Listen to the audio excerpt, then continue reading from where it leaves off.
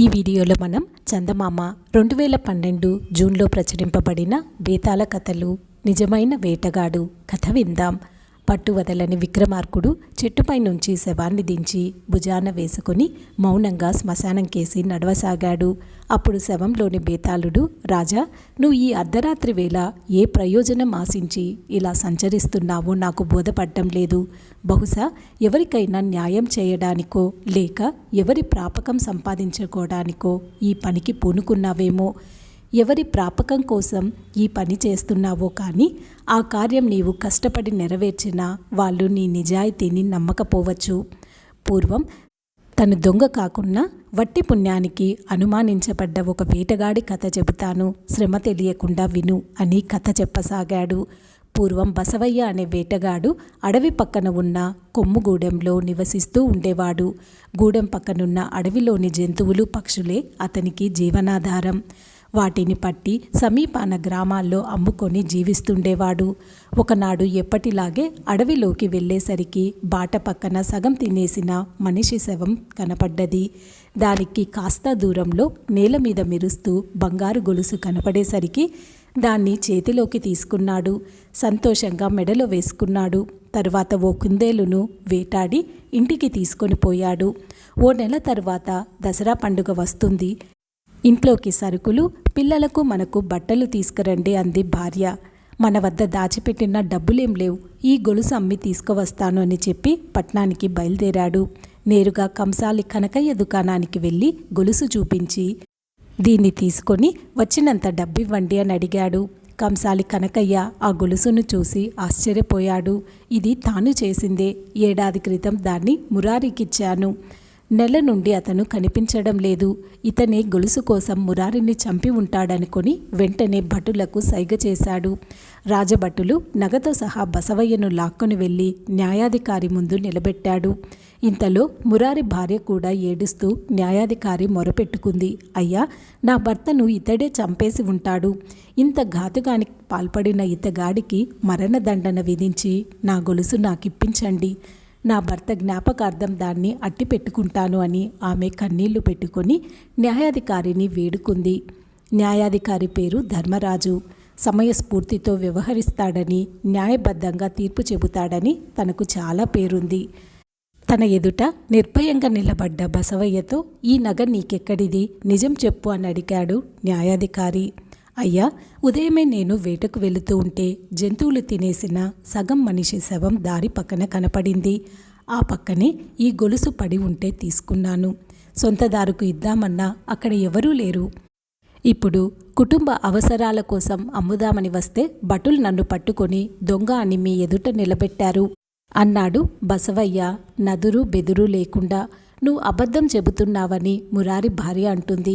నువ్వే నగ కోసం మురారిని చంపలేదని నమ్మకమేమిటి అడిగాడు ధర్మరాజు. అయ్యా, నేను వేటగాడినే కానీ దొంగను కాదు. నన్ను నమ్మండి, కావాలంటే మీరు పరీక్షించుకోవచ్చు అన్నాడు బసవయ్య. ఏం పరీక్ష చేయమంటావు? నీ విలువిద్యా నైపుణ్యం ఏ పాటిదో చూపిస్తావా అని అడిగాడు ధర్మరాజు. నా వెంట అడవికి రండి, జంతువుల్ని, నాకు నగ దొరికిన స్థలాన్ని కూడా చూపిస్తాను అన్నాడు బసవయ్య ధీమాగా. సరేనని న్యాయాధికారి మురారి తమ్ముడిని వెంటబెట్టుకొని వేటగాడితో అడవిలోకి వెళ్ళాడు. బసవయ్యను చూసిన కాకులు కావు కావుమంటూ గోలగా అరవసాగాయి. జింకలు నక్కలు భయంతో అడవిలో పరుగులు పెట్టాయి. నిజమే, నువ్వు వేటగాడివే అని నమ్ముతున్నాను, స్థలం చూపించు అన్నాడు న్యాయాధికారి. బసవయ్య న్యాయాధికారిని వెంట పెట్టుకొని ఆ స్థలం వద్దకు వెళ్ళి చూపించసాగాడు. ఇంతలో హఠాత్తుగా గాండ్రుమంటూ పెద్ద పులి అరుపు వినిపించింది.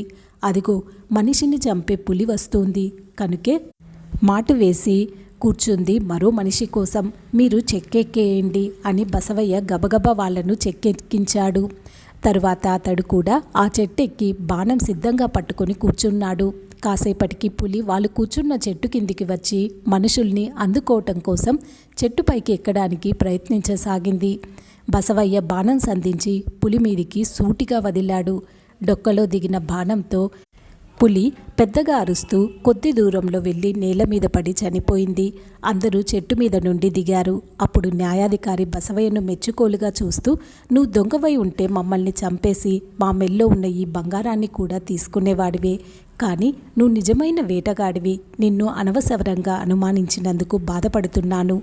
మా ప్రాణాల్ని కూడా రక్షించినందుకు నీకు బహుమతిగా ఈ హారం ఇస్తున్నాను, తీసుకో అని తన మెల్లో ఉన్న బంగారు గొలుసును వేటగాడి మెడలో వేశాడు. అయ్యా, మీరు నన్ను వేటగాడని నమ్మినందుకు సంతోషం.